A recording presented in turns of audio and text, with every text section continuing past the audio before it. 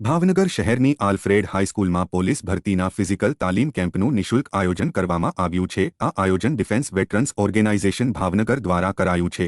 ભાવનગર શહેરની આલ્ફ્રેડ હાઈસ્કૂલમાં પૂર્વ સૈનિકોના સંગઠન દ્વારા છેલ્લા 3 મહિનાથી સર્વ સમાજના યુવાનો અને યુવતીઓ માટે પોલીસ ભરતીની ફિઝિકલ તાલીમ આપવા એક કેમ્પનું આયોજન કર્યું છે, જેમાં દોડની પ્રેક્ટિસ સવારે અને ત્યારબાદ પૌષ્ટિક નાસ્તો પણ આપવામાં આવી રહ્યો છે।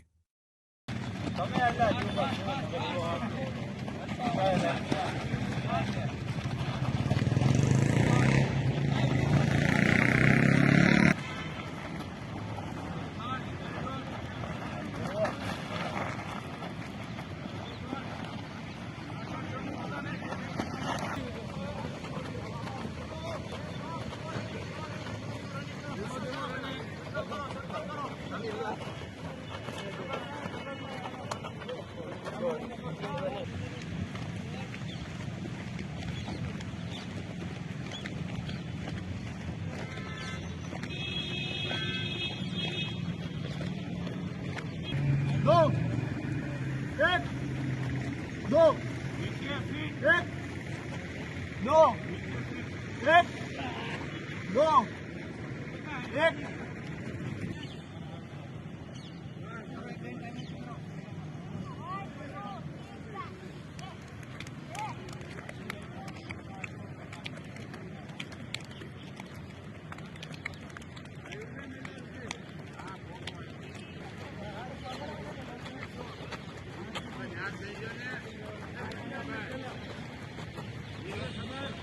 Krishnadeva Singh Gohil, vice president defence veterans organisation.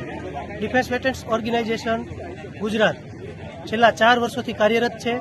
Bhavnagar तथा गुजरातना विविध शहरोनी अंदर राष्ट्रने एक सशक्त युवा मळी रहे अने दरेक युवानोने एक चौक्कस प्लेटफॉर्म मळी रहे एना माटे सतत 4 वर्षथी कार्यरत है।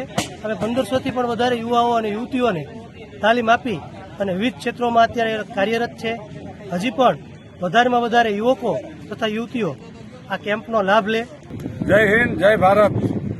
ભાવનગર શહેરની મધ્યમાં આવેલ આલ્ફ્રેડ સ્કૂલના ગ્રાઉન્ડમાં ડિફેન્સ વેટરન્સ ઓર્ગેનાઇઝેશન ભાવનગર દ્વારા છેલ્લા 3 માસની પોલીસની ભરતીની ફિઝિકલ તાલીમની તૈયારી કરાવવામાં આવે છે, જે વિનામૂલ્ય છે અને સર્વ સમાજ માટે છે।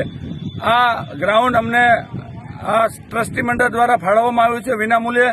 એનો તમામ ભાવનગરના યુવાનો યુવતીઓને લાભ લેવા વિનંતી છે। ઋત્વિકસિંહ યાદવ, ભાવનગર જિલ્લામાં આવેલા ડિફેન્સ ઓર્ગેનાઇઝેશન દ્વારા એકેડમી દ્વારા તાલીમ આપવામાં આવે છે, જેમાં ફિઝિકલ એકેડમી દ્વારા અહીંયા પોલીસ તથા આર્મી જવાનોને તાલીમ આપવામાં આવે છે, જેના અનુરૂપ વિવિધ એક્સરસાઇઝ કરવામાં આવે છે। સવારે 6 કલાકે ગ્રાઉન્ડની પ્રેક્ટિસની તાલીમ આપવામાં આવે છે। મારું નામ ગોહિલ મયુરીબા રાજેન્દ્રસિંહ છે। હું છેલ્લા ઘણા સમયથી અહીંયા પ્રેક્ટિસમાં આવું છું। મારી સાથે ઘણા યુવાનો પણ અહીંયા પ્રેક્ટિસમાં જોડાયા છે। અહીંયા વિનામૂલ્યે પ્રેક્ટિસ કરાવવામાં આવે છે અને ઘણીવાર નાસ્તો પણ પ્રદાન કરવામાં આવે છે।